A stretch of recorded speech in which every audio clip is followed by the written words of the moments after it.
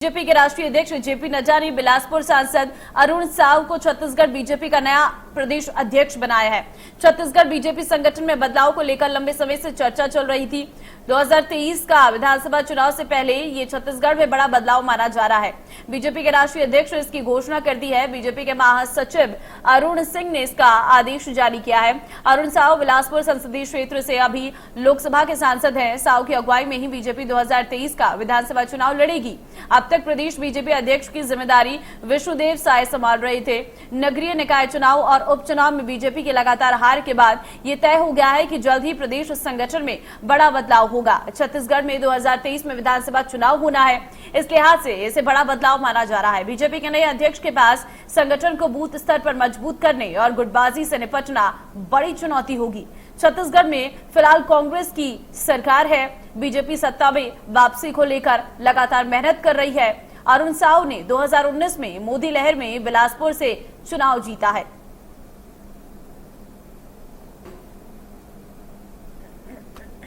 Party उनका आंतरिक मामला है, जिसको अध्यक्ष बनाया, लेकिन सांसद जी हैं और अरुण साव जी को बधाई।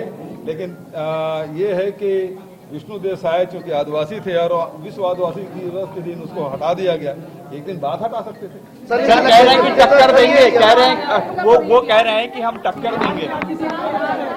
वो अध्यक्ष कोई बने, लड़ाई हम लड़ेंगे और जम के लड़ेंगे। क्या हुआ? मैं अरुण साव जी को बधाई और शुभकामनाएं देता हूं।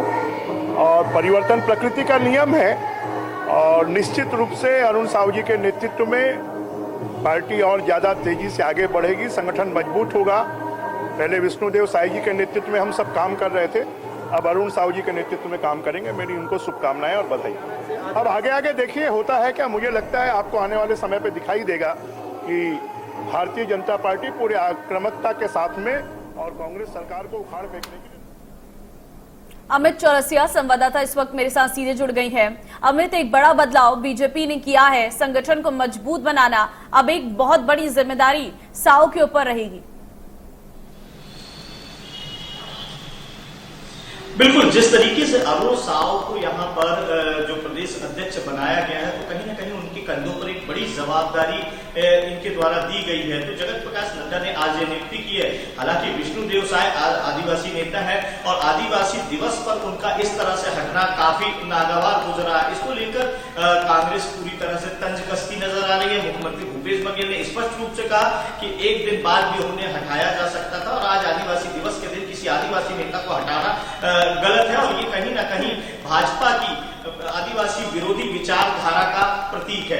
तो ऐसे में वो तंज कसने से बाज नहीं आए हैं। दूसरी तरफ अगर हम बात करेंगे तो ब्रजमोहन अग्रवाल पूर्व मंत्री स्पष्ट रूप से कह रहे हैं कि पहले हम विष्णुदेव साय जी के नेतृत्व में काम करते हैं तो और अब अरुण साव जी के नेतृत्व में काम करेंगे। तो कहीं ना कहीं अब पार्टी लाइन के तहत ही सभी नेताओं को चलना पड़ेगा। सबसे बड़ी चुनौती यहाँ पर जनाधार बढ़ाने की है, क्योंकि वर्ष 2018 में जिस तरह से पार्टी ने जनाधार खोया है, तो कहीं ना कहीं ये बात है कि यहाँ पर जनाधार बढ़ाना सबसे बड़ी चुनौती होगी। नेताओं को एकजुट होना पड़ेगा, संगठन को मजबूती देना पड़ेगा और साथ ही जो अंदरूनी कला है, एक दूसरे की टांग खिंचाई की परंपरा को कहीं ना कहीं पूरी तरह से ब्रेक लगाना पड़ेगा। तभी सत्ता तक मिशन 2023 में भाजपा सत्ता तक पहुंच सकती है। तो सबसे बड़ी चुनौती मिशन 2023 में अरुण साव के लिए रहेगी। जी ममता। ठीक है अमित, सवाल ये भी है क्योंकि हमने देखी है गुटबाजी की जो खबरें निकलकर सामने आती थी, वो भी एक बड़ी चुनौती रहेगी अरुण साव के पास, क्योंकि अगर संगठन को मजबूत करना है तो पूरी पार्टी को एकजुट होना पड़ेगा, तभी सत्ता में वापस ये हो पाएगी। बिल्कुल, भाजपा के लिए जिस तरीके से भाजपा जहां 39 सदस्यों के साथ यहां पर बहुमत में थी और उसके बाद जब 15 वर्षों तक वह यहां पर राज करती नजर आई, 2003 के बाद 2008, 2008 के बाद 2013, और जिस तरीके से 15 वर्षों की कार्यकाल, स्वर्णिम कार्यकाल को भाजपा ने देखा, उस स्वर्णिम कार्यकाल को पुनः वापसी के लिए अब कोशिश करती नजर आ रही है। क्योंकि कहीं ना कहीं 2018 में जो 13 से 14 विधायकों तक ये संख्या पहुंच गई है, तो कहीं ना कहीं भाजपा को एक झटका लगा और भाजपा चाहती है कि इस बार कुछ अच्छा प्रदर्शन करके किसी भी तरीके से, वो चाहे आक्रामक नेतृत्व लाकर किया जाए या हर तरह का परिवर्तन करने की भी जरूरत पड़ेगी तो भाजपा इस बार करने से बाज नहीं आएगी। चलिए ठीक है, ये दाव कितना सटीक साबित होता है ये देखना दिलचस्प होगा। तमाम जानकारी के लिए अमित, फिलहाल आपका बहुत धन्यवाद।